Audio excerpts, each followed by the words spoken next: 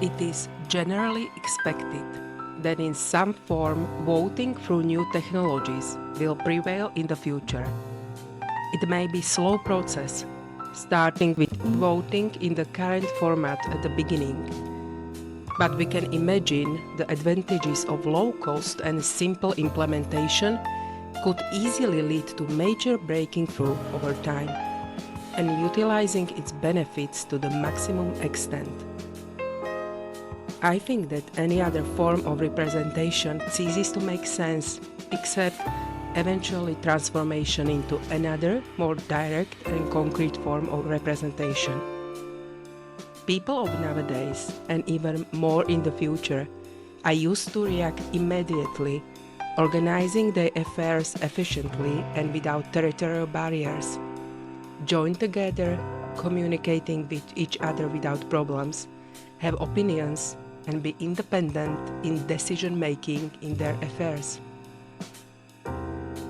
Accustomed to immediately available information, immediate reactions, and with increased self-confidence regarding their involvement, once the imaginary last straw falls, they simply stop accepting something appearing so ridiculous and pointless. The same way as how they stop going to the post office to send letters except for necessary and nostalgic reasons. They simply naturally start doing what is better and more convenient for them.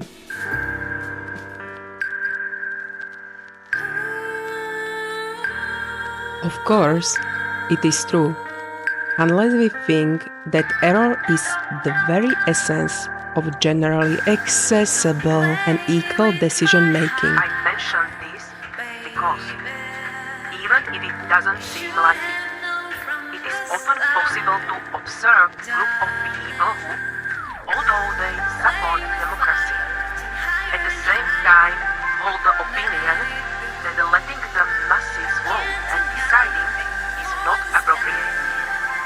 In doing so, they do not mention arguments that would differentiate direct and representative form of democracy, but rather statements such as that not all people are capable of making the right decisions, or that masses are prone to impulsive, inadequate decision-making, which should be left to someone else, etc. What else does such opinion indicate but an unacknowledged preference for decision-making by an elite or selected group of people? It is true that representative democratic systems, as we know, mute the raw impact of the spontaneous decision-making of all people through institutions and processes, through the existence of additional barriers, retarders, and sorters, such as political parties, rules for creating bodies, submitting laws propositions, etc.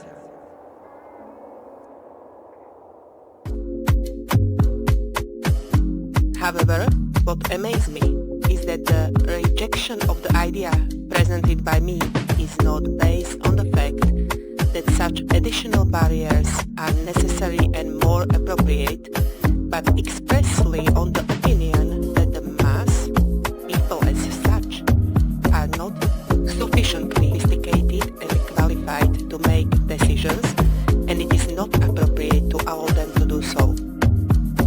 I consider these opinions, on the one hand, and the expression of support for democracy on the other hand, to be quite bizarre, and at the same time mutually incompatible, and I interpret it so that by declaring support for a democratic system, they rather mean support for a system that fits them for some reasons, in which they have found place and from which they profit, or that in a given system They can be the group that has access to decision making. Also, democracy is often defended by people who do not actually live under any influence of mass decision making, and all the groups and organizations and institutes in which they exist, grow and contribute are in fact selective and often built on completely different than democratic principles. These people may support the democratic system in principle, but they themselves are essentially not dependent on it. Also, declaration of support may mean that they are actually comfortable with a system that provides them with the freedom to form selectively segregated and closed groups and thus manage their lives and affairs without the influence and need of others. It is completely understandable that someone who precisely and intensively, expertly reasons and calculates about every step does not want to be dependent on the moods and decisions of the average indifferent people who do not make such an effort, who are not qualified and in fact do not care. Why should be such person dragged into irrational and inferior decisions? However, they probably want to give freedom and at the same time responsibility for own life to everyone in principle. I think that in the proposed system, this group could focus on the separability of questions, which means to decide together only what is necessary, and it is not possible to divide materially or personally. On the other hand, to take advantage of the masses, their work or common resources, and at the same time proclaim that they are not worthy to decide their own affairs, seems at least hypocritical to me. And not recognizing the right deciding on matters concerning them to which they contribute is unfair. I am, of course, also based on the current state of affairs, which in no way indicates that things are developing in the right direction. Rather, it shows the huge limitation in representation as we know it. Thus, this is not only about the voting itself, which is replaced by new electronic means, but at the same time, it is also about the transition to some form of direct democracy. However, at this point, I stop using the term and replace it with my own: decision making by equal general voting. Firstly, for the reason that anyone can currently project anything under the term of democracy. Next, that the current narrative does not fit with the real situation.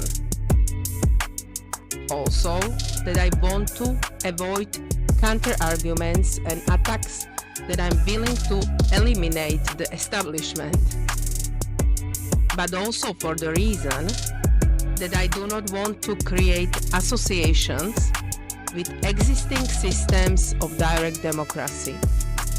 It is a form of it, and this fact could easily lead us to trying to take existing models that are currently working somewhere in the world and just transfer it to the form of electronic voting. It would be a lazy application, which, of course, has its advantages. It's a safe solution, like the situation when the output does not have to be of high quality. It uses a well-established template.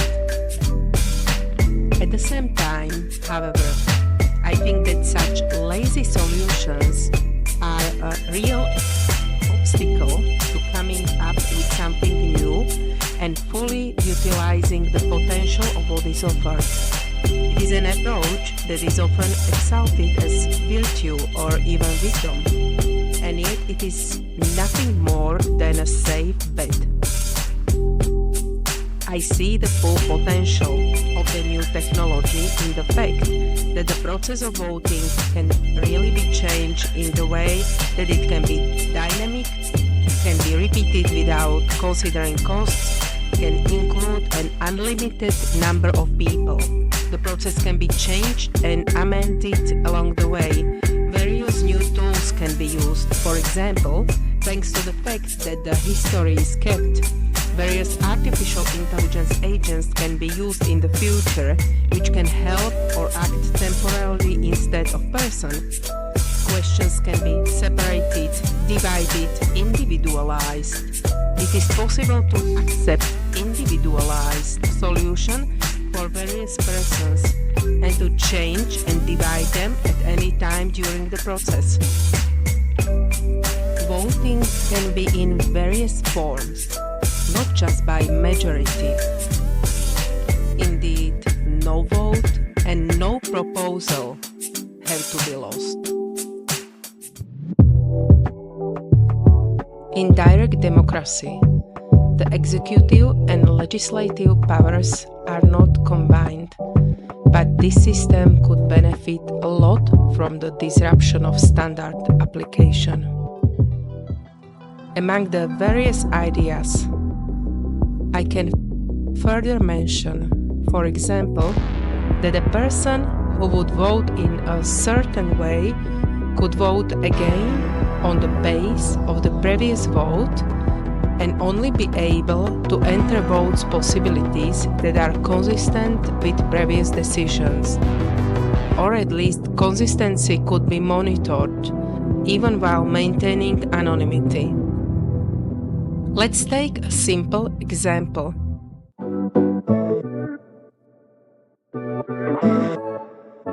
A group of people has to make a decision what they would have for a lunch during the week from the common budget.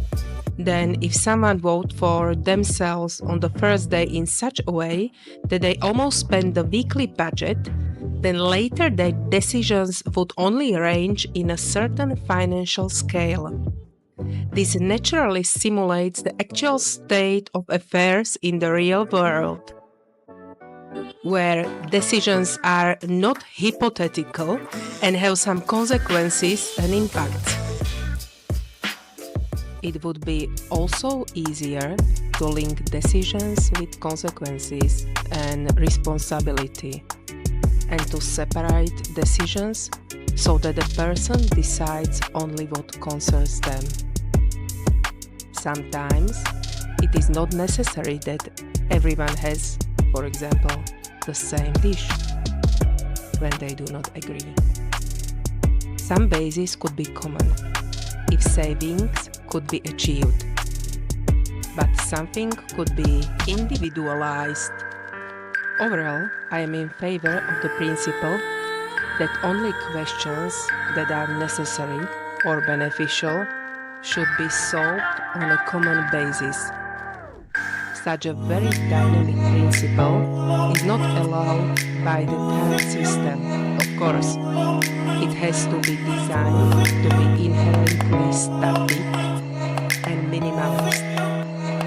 Each voting creates a high cost. It would be a pity not to take full advantage of these new possibilities. And that's my reasoning for favoring a new system. Of course, taking into account everything what was before. And of course, such a new system has many disadvantages compared to a lazy application, especially if they will be compared in the initial stages. New untested will show many gaps and possibly even errors.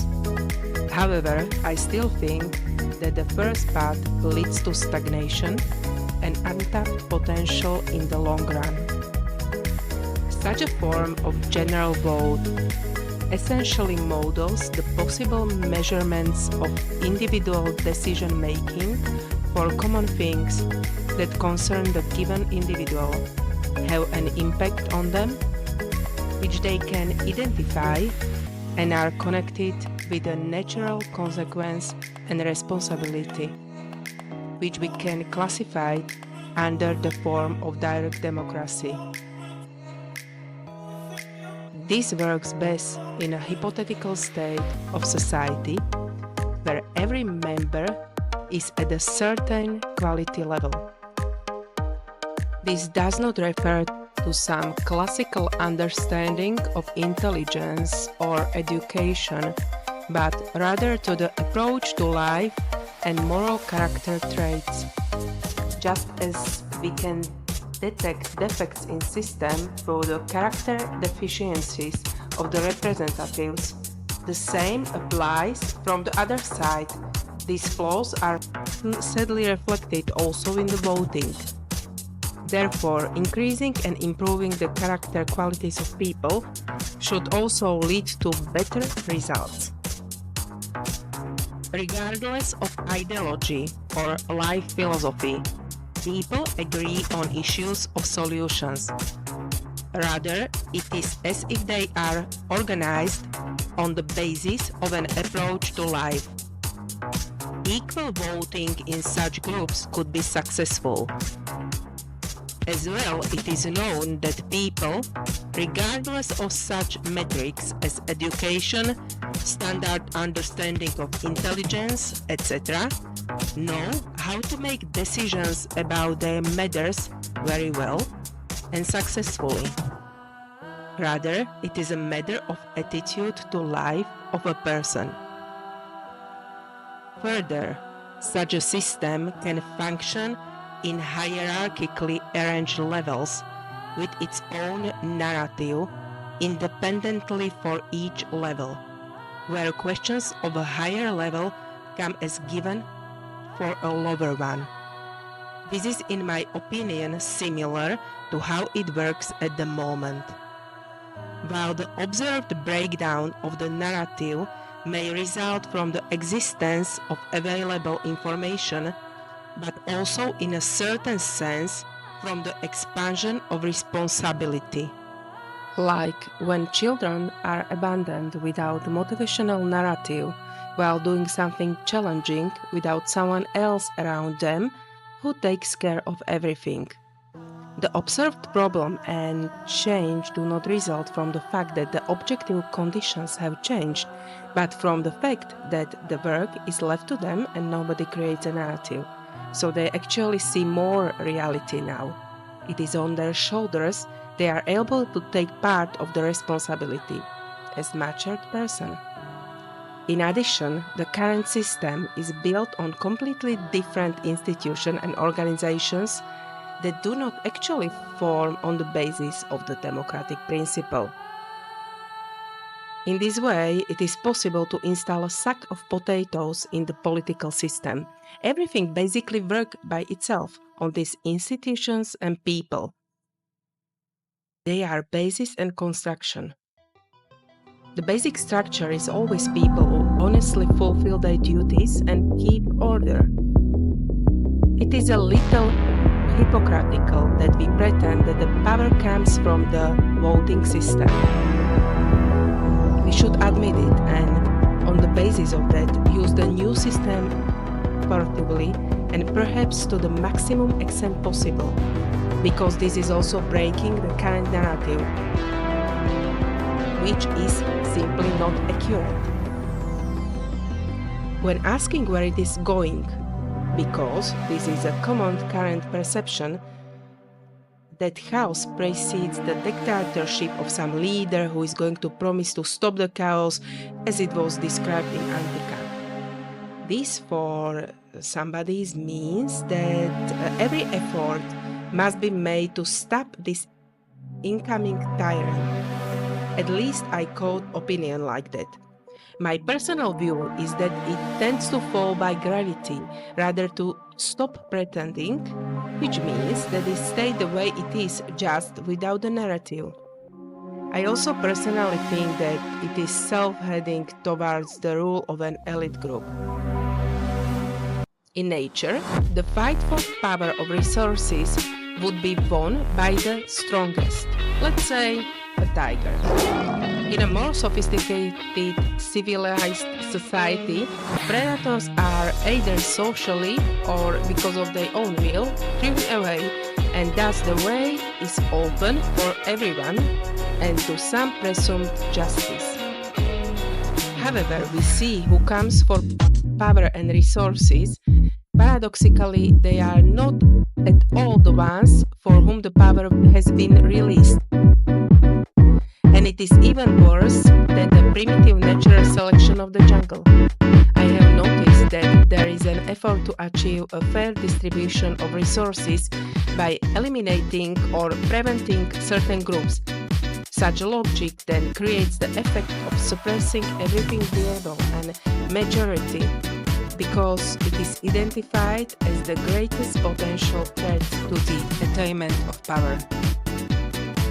The leader, the tyrant, is presented in an outdated way.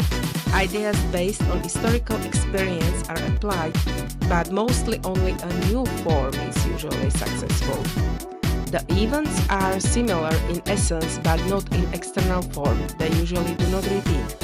Therefore, any such naive and superficial application of some archetypal models and the created effort to prevent it is completely ridiculous.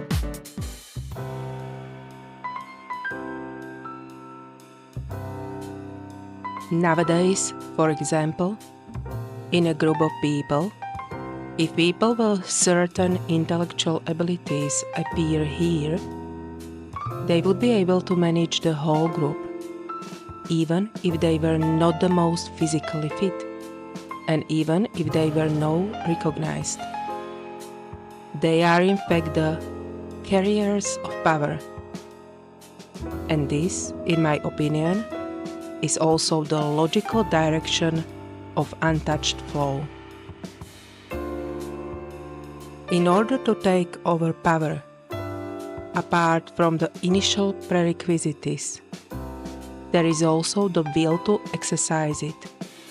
And this, I think, has changed in recent years, when, for example, people of certain intellectual abilities have never tried to intervene, except for the last period, when it seems urgent and necessary. And it can change the situation, because these are naturally dominant forces that were kept by the principle in the background. They form the structure.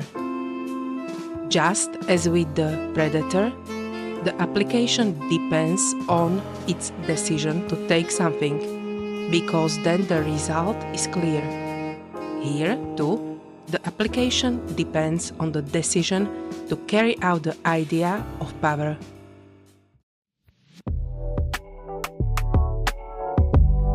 My personal philosophy of power is that it is the idea of power that is carried by people who can enter and exit.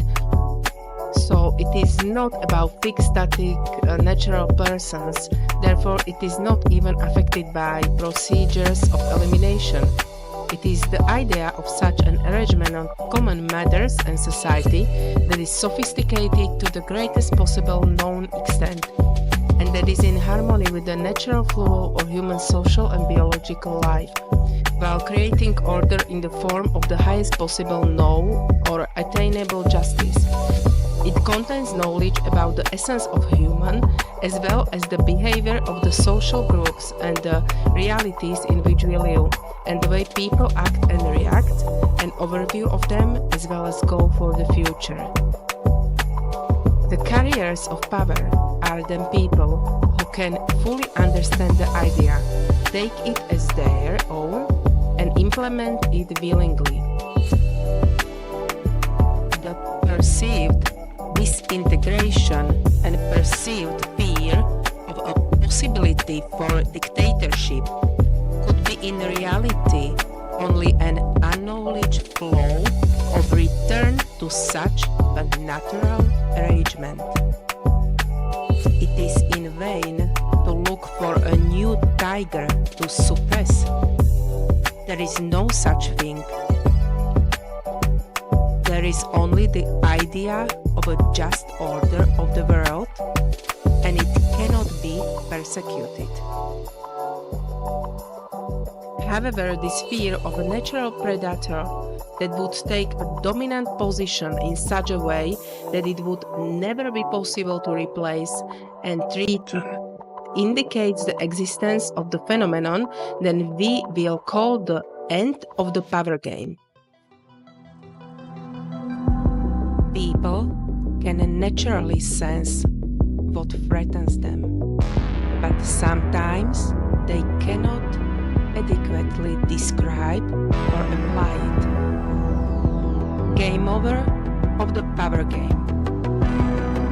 It occurs when an individual or group emerges who gains such an advantage, for example, by possessing resources, skills, information, or having the means of control, that it constitutes a vast difference between them and all others who are fully controllable by the people with the advantage. They can prevent any attempt to grow, acquisition of resources, and any threat.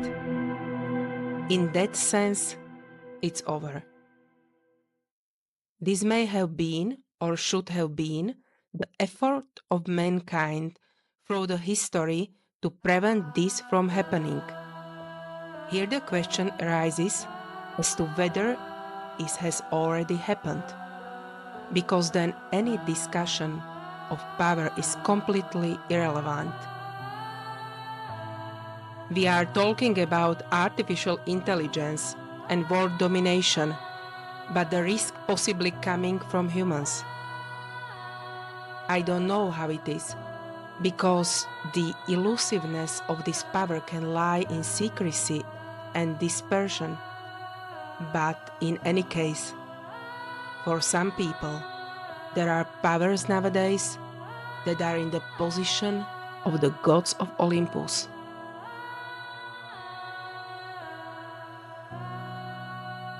The system that I propose should serve to enable everyone to have access to power and to make decisions.